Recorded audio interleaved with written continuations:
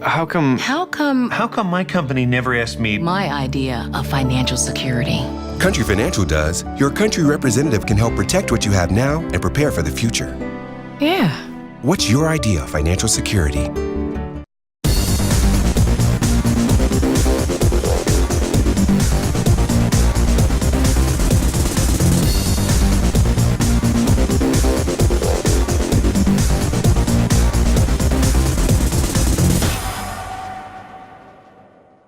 Welcome back to Illinois Lawmakers weekly coverage during the month of May of the spring session of the Illinois General Assembly. I'm Jak Tichenor, along with Kerry Lester of the Associated Press, the bureau chief here in Springfield. Kerry, welcome to Illinois Lawmakers. Thanks for having me on, Jak. Two big issues this week, of course. As we're talking, the House Democrats are advancing a new spending bill, actually several new spending bills for the coming fiscal year, before they act on the temporary income tax extension. The bills that they're pushing through right now are at the governor's recommended level. That's the $38 billion higher level for the bills next year.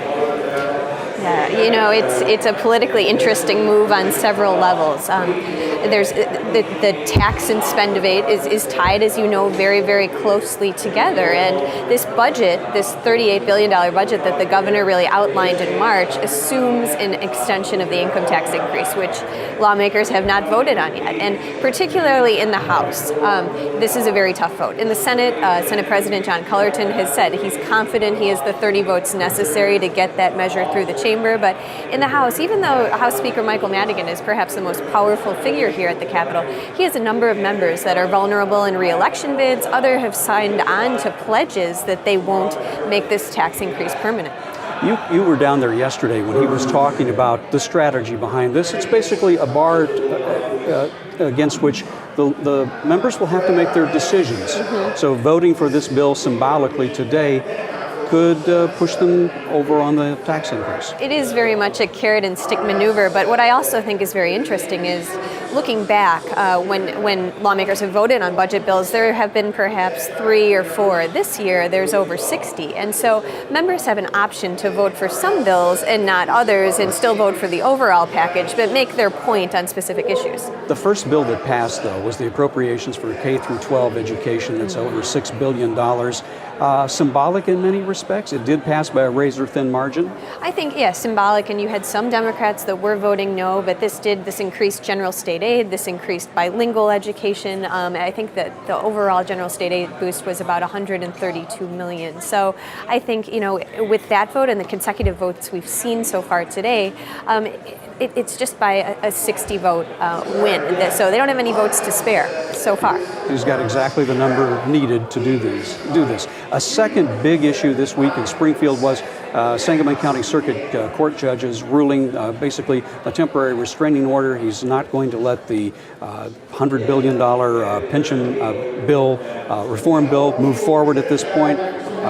You covered that as well. I did. As you know, Jak, this is one of those times of year when it rains, it pours. You know, there were a lot of things percolating here in the Capitol, and then I actually got the news from State Representative Elaine Necritz, who was one of the leading members on the Pension Reform Committee, and she had said she heard the court had issued a stay. So chased that down, spoke to one of the lawyers representing the retired teachers in the case, named by Gino DeVito, and he was saying that this seems to indicate that it means the court will move relatively quickly. But in the court's eyes, what does relatively quickly mean? That's another question. It could be another year before the Illinois Supreme Court rules on this. Absolutely. Exactly. Kerry Lester, thanks for your time, and thank you for making your debut appearance on Illinois Lawmakers. It was a lot of fun. House Republican leader Jim Durkin spoke out against the Democrats moving their spending bills at the governor's recommended budget levels this morning before voting on taxes. We'll have his reaction next on Illinois Lawmakers.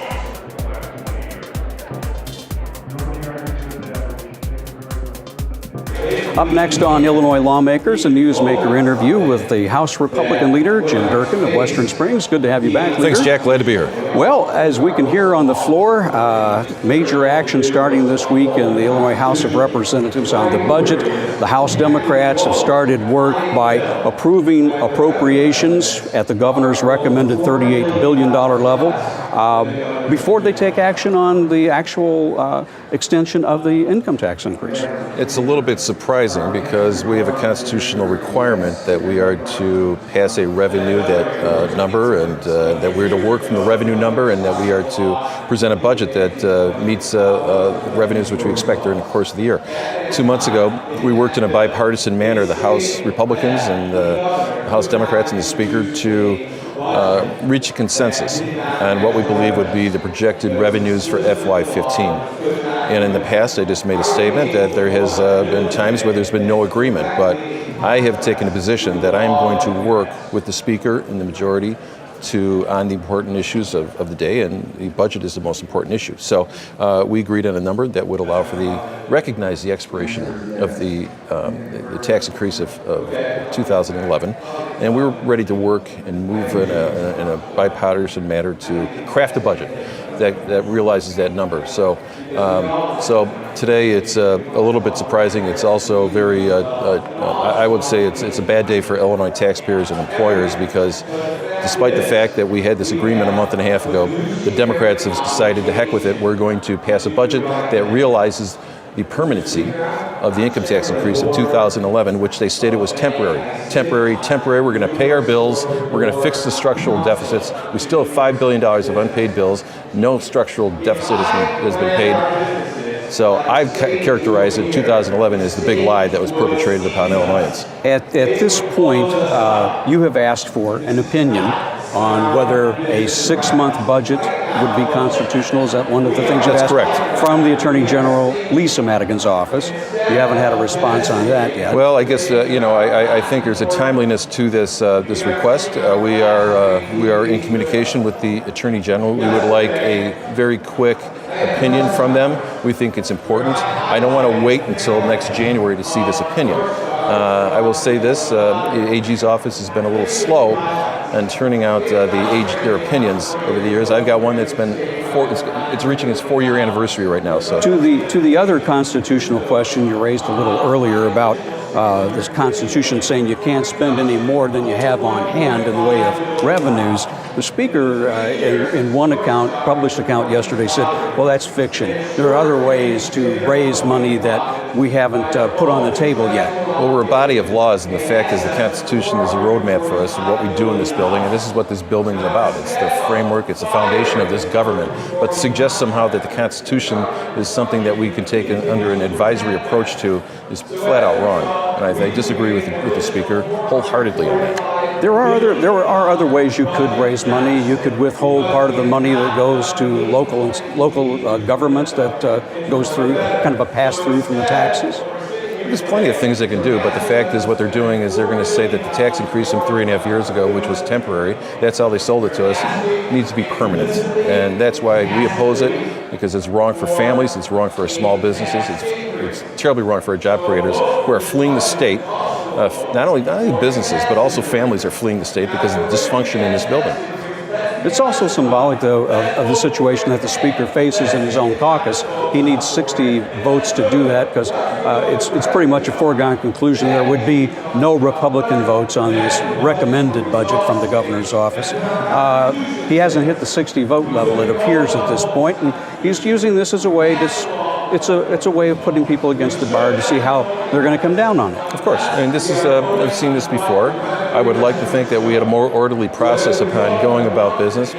If there's a new revenue number in which they want to present, we do that through the course of a resolution, which we debate and we vote on. But the fact is, maybe we'll see it later. But I think right now he's testing the waters to see what the appetite is of the legislature on the bigger issue today, which would be the revenue part of the budget.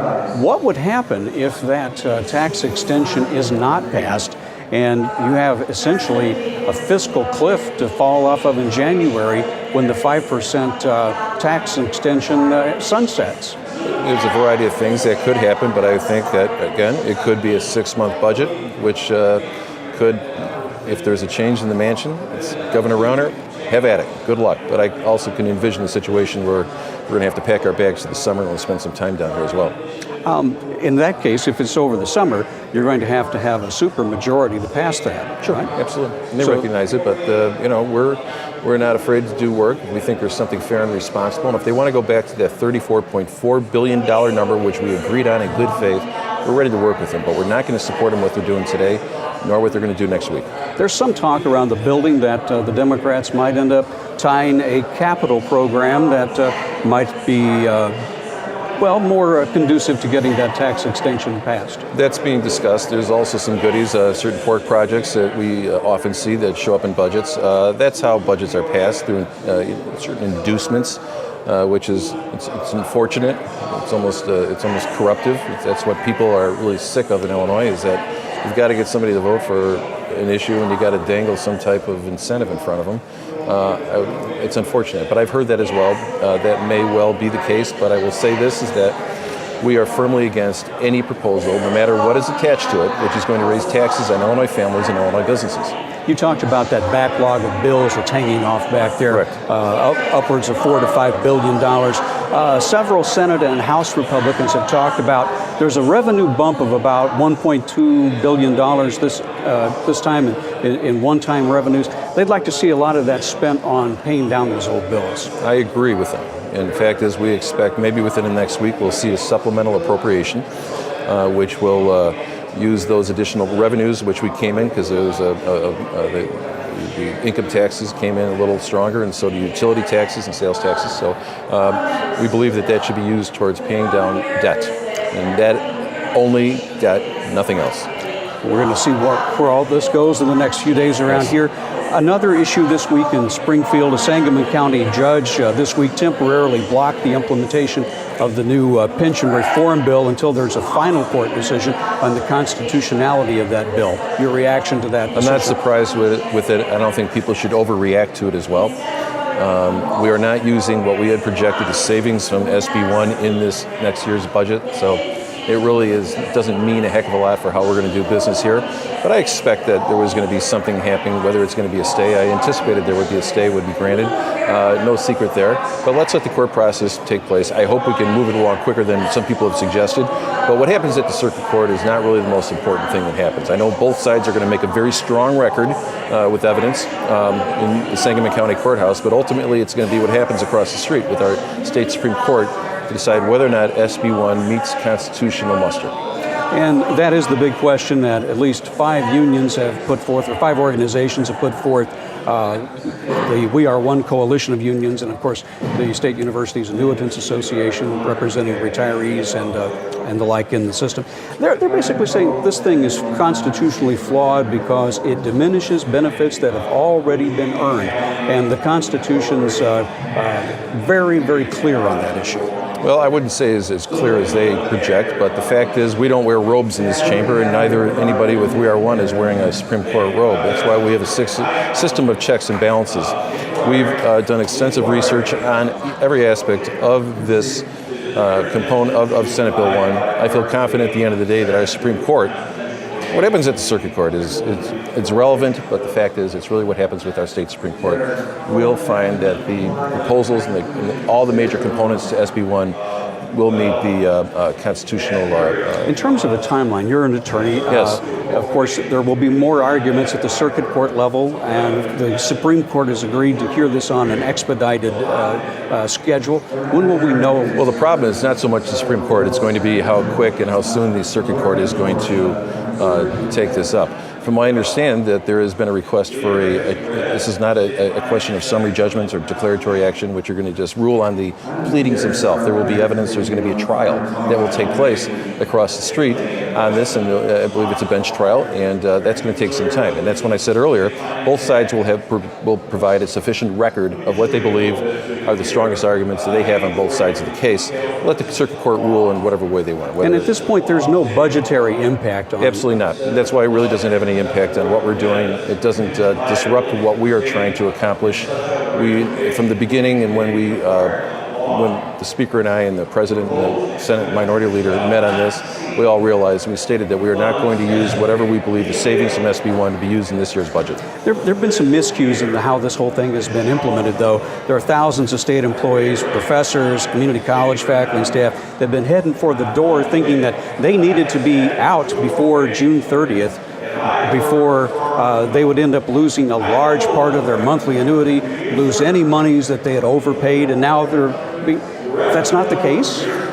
Well, I think we've heard from a number of individuals with the state university retirement systems and also professors, but I believe that CSRS should take the same interpretation that TRS has made on the implementation of the SB1.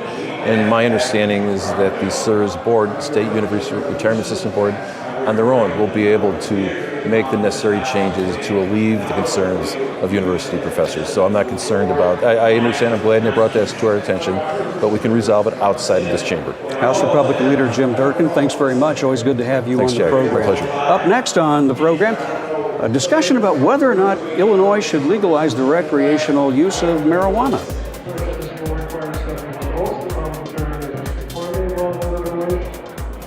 Will Illinois follow the lead of Colorado and Washington states to legalize the recreational use of marijuana? The idea is under discussion here at the Illinois Statehouse. Here to talk about that are Democratic State Representative Michael Zalewski of Riverside and Republican State Representative Dennis Rebelletti of Elmhurst. Gentlemen, thanks for joining us on the program, and congratulations on a new arrival in your family, Representative. Thank you, Jay. Oh, wonderful.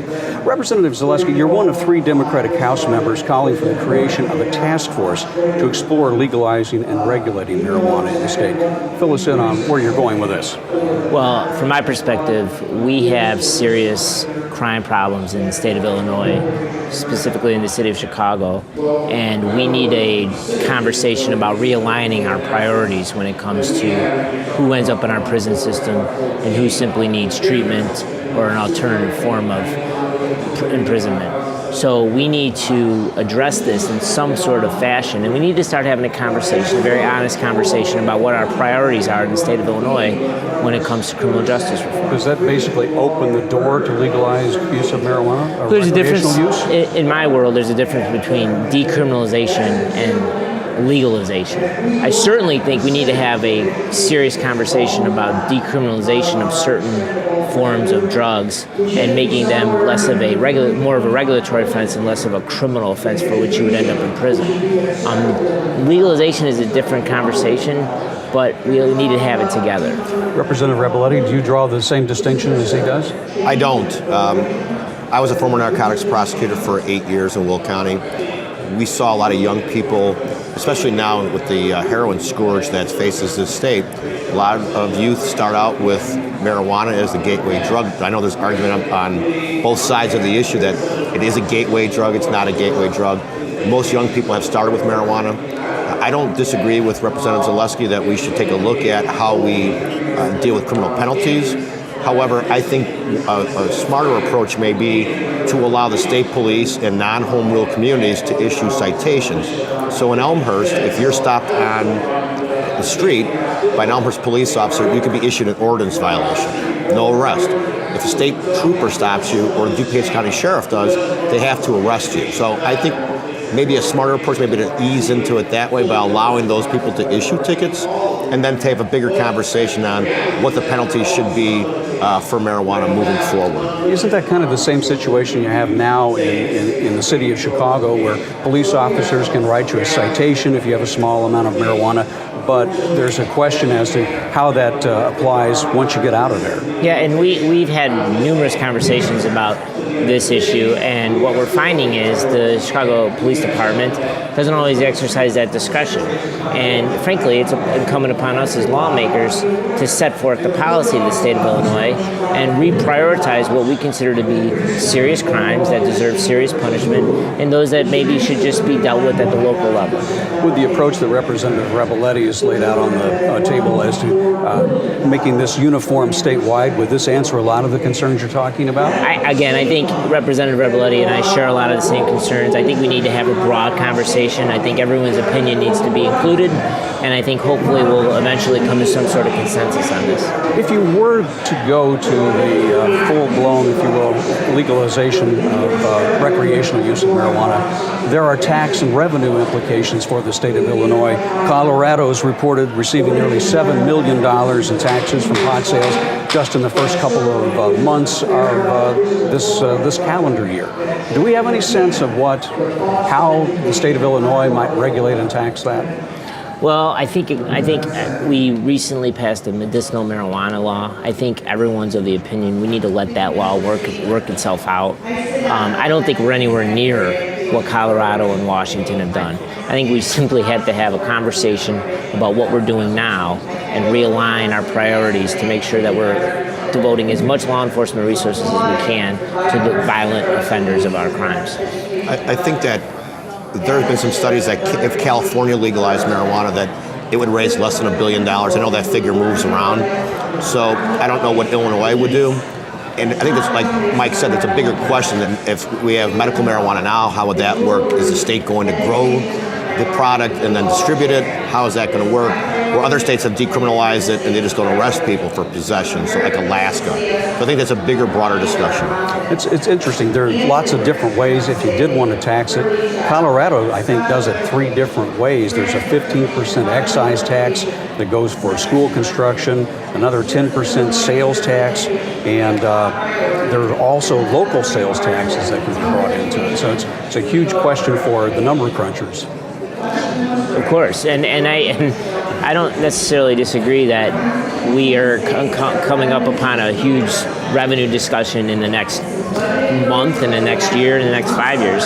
But again, I simply think that we need to change the conversation from what it's been now and maybe take this in steps, because that's probably the prudent approach. There's a new study out by the American Civil Liberties Union that shows that African Americans are more liable to be arrested for possession of small amounts of marijuana than whites. I think it's about eight times higher for African Americans in Illinois, as a matter of fact, for that. Is that one of the areas you want to get to the bottom of? Yeah, it's disproportionate prosecution. Yeah, I put forth House Joint Resolution 96, which creates a joint committee to study these issues. If anyone thinks that what we're doing now is working, then they're, I think, mistaken. We need to have a series of hearings and need to really get to work on our criminal code and fundamentally change what we consider to be violent crimes that deserve incarceration and those that don't. Go along with that? You know, the Sentencing Policy Advisory Council gave us some numbers, and once you're in the collars and you're downstate, those numbers flip, so that you have more white individuals being arrested at about 3 to 1 versus minorities. So the fact of the matter is we want to make sure that whatever the penalties are, we have young people that end up not being able to get school loans, to get licensure by small amounts. I'm not sure if we want to penalize them for the rest of their life. I think that's a bigger discussion that will happen, hopefully by veto session into next year. There's a couple of other issues I want to get on the table before we go. Representative Zilitsky, you're working on legislation. You've actually passed legislation in the House that regulates the so-called ride-sharing companies who operate in Illinois. In downstate Illinois, where I'm from, Carbondale, we don't have this yet. What is ride-sharing? Ride-sharing is a service that a person can employ through use of their phone, their smartphone, that acts as a mode of transportation. So you call the driver to come in his car, he picks you up, he takes you from point A to point B. Right now there are no regulations in Illinois, in the city of Chicago, in any home rule unit, non-home rule unit. We need a basic regulatory framework. If you're carrying a person in your car, you need to make sure you're insured, the driver's had a background check, and that the vehicle's safe. That's all we're asking for, some bottom line safe regulations.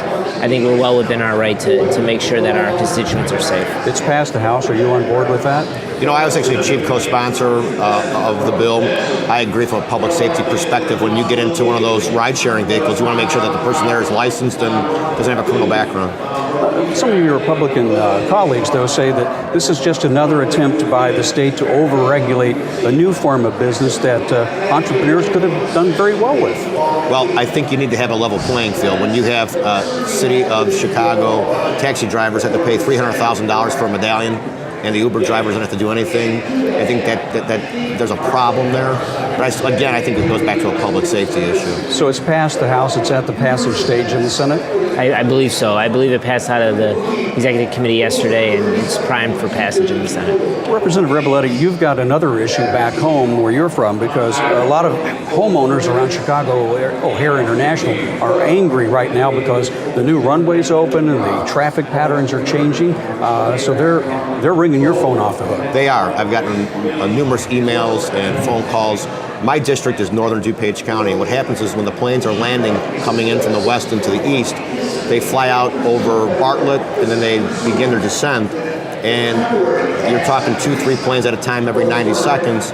Now, in 2004, when the O'Hare Modernization Project passed, the runways weren't configured as they are now. So now we have new homes that are experiencing noise and environmental pollution that did not exist prior. So what my bill would call for is for the EPA to do some studies, as well as IDOT, to determine the noise levels, and then make sure if anybody is eligible for soundproofing that we begin to have that conversation and act on it. Beyond that, is there anything that the state legislature can do, because this is really a matter where the Federal Aviation Administration and federal law has primacy? Well, I think the studies are important, Jack, because we want to show the FAA, our congressional delegation, as well as the Chicago Department of Aviation, things have changed, and this is real-time data, and let's effectuate change, and also work with the airlines, so that I know there's been concern about fuel dumping, about some of the dust and silt that have landed on people's backyards, to make sure that we understand O'Hare's the economic engine of the region, no doubt about it. We want to be partners with them, but I think we can all work together with real information. What's your timeline on this, Ted? We're asking that the study be completed by IDOT and by the IEPA by October 31st, so that way we could have some legislation in the fall. Representative Rebeletti, Representative Zalewski, thanks very much for your time on Illinois Lawmakers. We appreciate it as always. That's it for this week's edition of Illinois Lawmakers. Join us online at illinoislawmakers.org or on Comcast On Demand, wherever available. From all of us at Illinois Lawmakers, so long from Springfield.